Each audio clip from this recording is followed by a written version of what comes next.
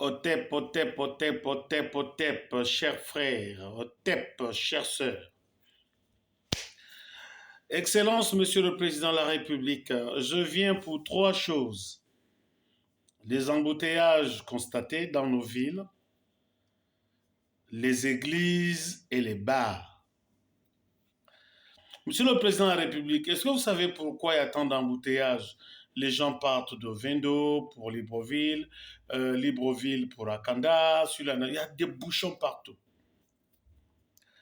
Nous pensons que parce qu'il y a une saturation des véhicules, c'est faux, Monsieur le Président de la République. Il y a l'embouteillage dans nos villes parce qu'en réalité, on ne travaille pas. C'est pourquoi il y a le bouchon, Monsieur le Président de la République. Je répète, qu'il y a des embouteillages partout parce qu'on ne travaille pas.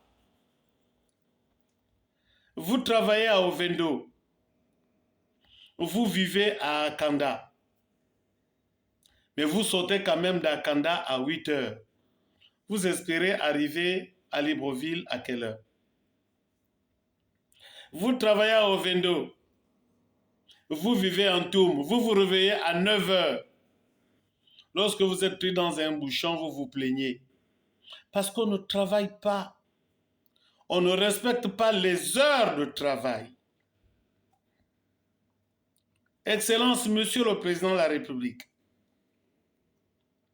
Le Gabon est le seul pays au monde où vous voyez les gens à midi dans les restaurants en train de manger calmement et de consommer du bon vin. Un pays où on travaille sérieusement. On n'a pas le temps de ça. On prend un sandwich parce qu'il faut le rendement de la structure et on mange une fois en début de soirée. Monsieur le Président, la deuxième chose, vraiment, je vous en prie, Brice Clotaire Oligui-Nguema, je vous en prie, Monsieur le Président de la République, prenez un arrêté, une disposition, une loi pour qu'on commence à boire au Gabon à partir de 17h45.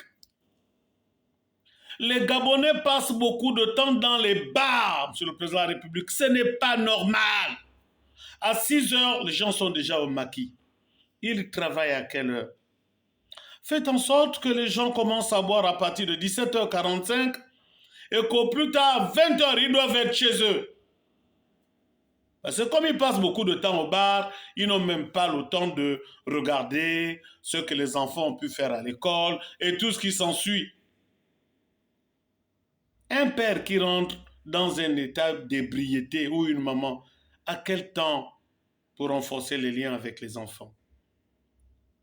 La troisième chose sur laquelle j'insiste, Monsieur le Président de la République, et si vous ne prenez pas les dispositions, nous, on va le faire. Les bars, ça encore. Les embouteillages, ça encore.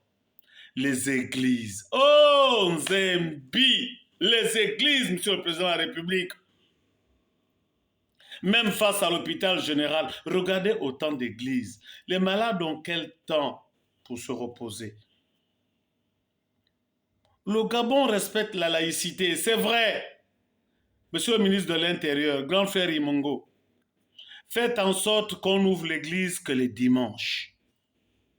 On ne refuse pas qu'on aille au culte, mais prenez une disposition qui ne permette aux Gabonais d'aller à l'église que les dimanches. Comment quelqu'un peut aller à l'église à 8 heures lundi, mardi, mercredi, jeudi, vendredi, 8 heures pour rentrer à 21 heures?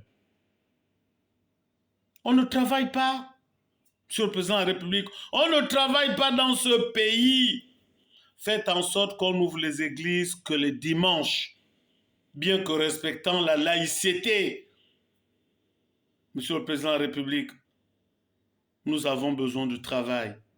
Nous avons l'or. Nous avons à Bakoudou. Nous avons le manganèse à Mwanda. Le fer de Belinga. L'uranium. La banane, les taos, la patate. Il faut un retour accru à la terre. Il faut un retour accru à la terre sur le président de la République. Tout le monde cherche le travail, mais tout le monde s'ennuie. On doit travailler. Les églises ne s'ouvriraient que désormais les dimanches. Pour éviter l'embouteillage, il faut faire en sorte que chacun soit à son bureau, à son lieu de travail, à temps. Et qu'on ouvre le bar qu'à partir de 17h45. À votre entendeur, salut.